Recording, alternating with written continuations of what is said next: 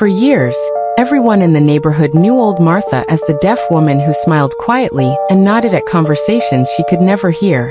After her husband died, her only daughter, Emily, became her whole world. Emily often visited, bringing groceries, helping with medicine, and kissing her mother on the forehead before leaving. But one day, after a free medical program in town, Martha received hearing aids. The moment the doctor switched them on, tears filled her eyes. Birds singing, footsteps, voices, sounds she had missed for over 20 years suddenly came rushing back. Yet Martha made a strange decision. She decided not to tell Emily. She wanted to surprise her daughter on Christmas morning.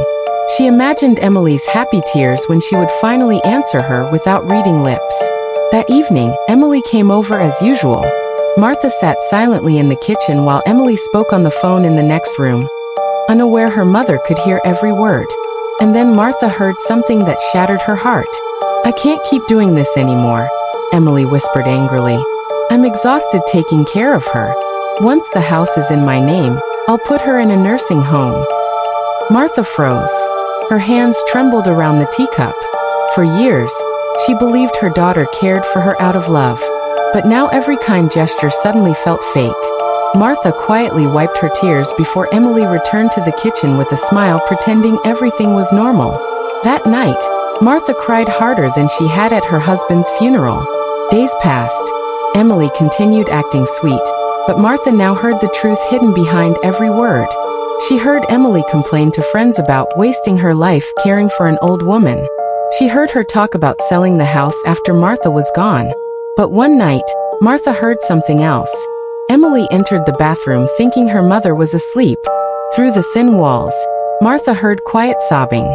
"I'm sorry, Mum," Emily cried softly. "I didn't mean those things. I'm just tired and scared. The bills are drowning me. I don't know how much longer I can survive." Martha's heart softened. For the first time, she heard the pain behind her daughter's anger. The next morning, Martha prepared breakfast. When Emily arrived, Martha looked at her gently and said clearly, "You don't have to carry everything alone anymore." Emily dropped the grocery bags in shock. "And Mom, you can hear?" Martha nodded with tears in her eyes. Emily burst into crying. "I'm sorry. I said horrible things."